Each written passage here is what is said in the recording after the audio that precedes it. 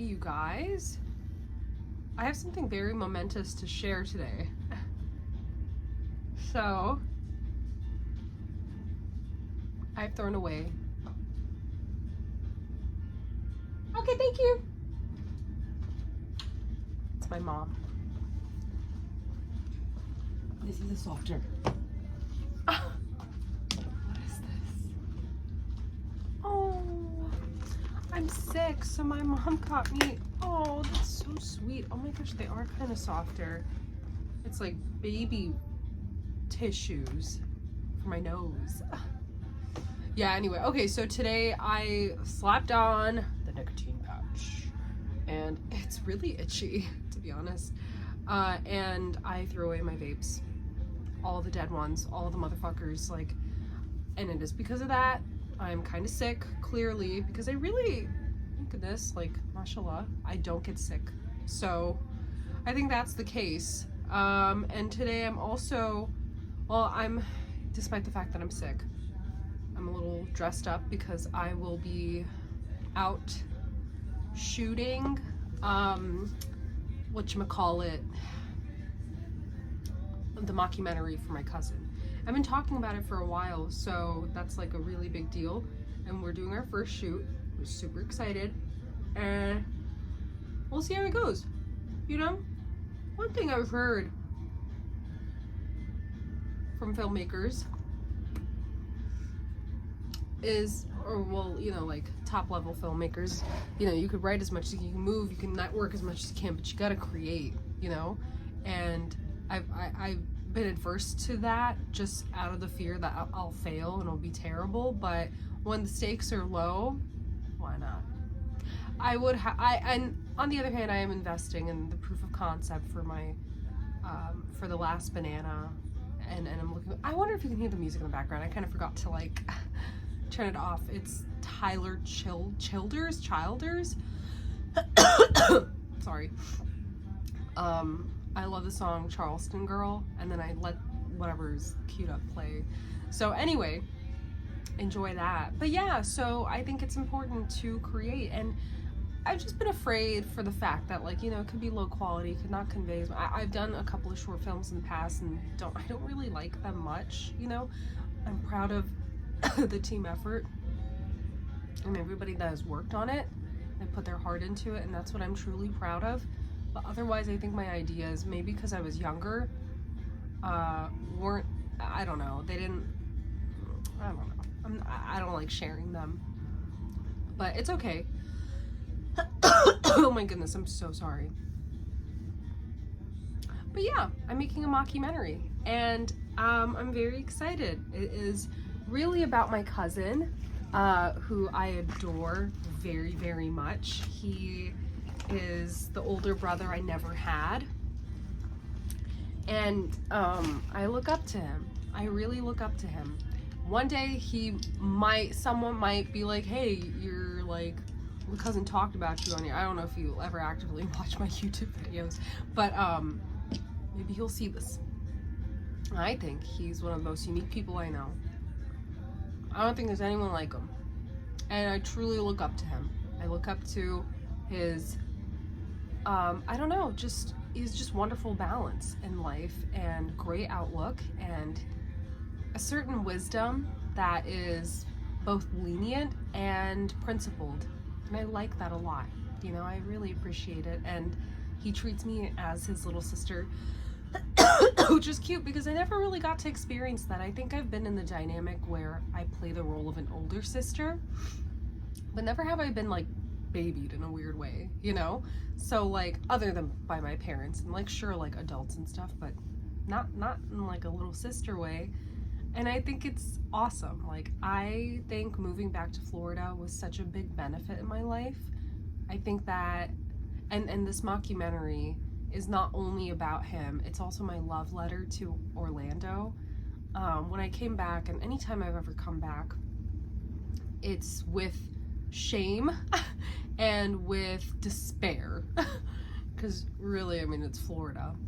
And coming back from a place that might be a little bit more advanced or The culture is more goal oriented. It's certainly, it's such a weird culture shock because of how Florida is. So when I moved back from California, I mean, I hated accepting the life that I had. I hated it so much, and I isolated myself in the beginning. Like, rarely would I see my cousins, rarely would I visit family. And like, throughout the time, I did make glorious friendships, even in that era, that I still see today. Like, when I first moved back, a couple weeks in, I started going to Austin's Coffee, and I would do poetry night. I didn't go on stage until later, way later, but like, I would go and observe and like meet people and just kind of do my own thing and be around, I guess, not like, I guess like an environment that's vulnerable. That was kind of good for me. But eventually, like, I started to come out more and see my cousins and hang with them, and we started to slowly connect, and now I have built real bonds, like genuine ones. And I've always had love for my family.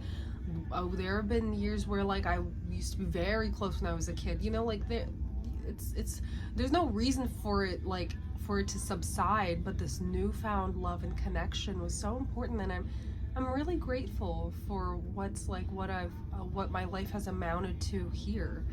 And it's funny because I would never think this. I never expected myself to feel this way. So this is truly like an ode or a love letter to Orlando, as well as my admiration for my older cousin. And we are the two artists in the family. That's how I like to put it. There are, you know, I'm sure I've heard of elders within my dad's side of the family who, you know, have pursued the arts and are fascinated by it. But as far as cousins go, I mean, I like to think that we're the two prominent ones. And he makes music and I write. And I think that like both of us have very sincere passion for what we do. And I love the fact that when I call him and he says he's busy making music, or like he can't hang because he's busy making music, I love that. I don't care, you know, like I'll see him, not that often, you know, we live like 10 minutes away from each other, but I am happy to hear that he is busy with his craft, and I want to see him grow. I want to see him, you know, just amount to the success that he's dreamed of for himself, and you know, and I think he deserves it. I really do think so. So yeah, not to get too corny, but like that, and then the latter half of the reason why I'm making this is because I have undoubtedly fallen in love with Florida. It's killing me a little bit, you know, knowing that I have to move, but that is the name of life, and change is inevitable, and this change is at least very logistically beneficial for me because, you know, the writer's hub is pretty much in LA. Yeah, there are filmmaking opportunities, there's entertainment opportunities in New York and Atlanta and Miami and Chicago and all these other places, but truly I think that I don't even think, it's a well-known fact that California, LA is where the writer's hub is, and I think that's where I belong, logistically at least. I'm not sure how my heart will be when I'm there, and I think I'll make my life, you know, I'll find a way to, you know, exhibit some of my idiosyncrasies and create a world for myself there. But man, like, it is truly a different experience to be bonded with your family so much that you actively want to see them on the weekends and like make plans, travel with them even, like, or little trips and stuff.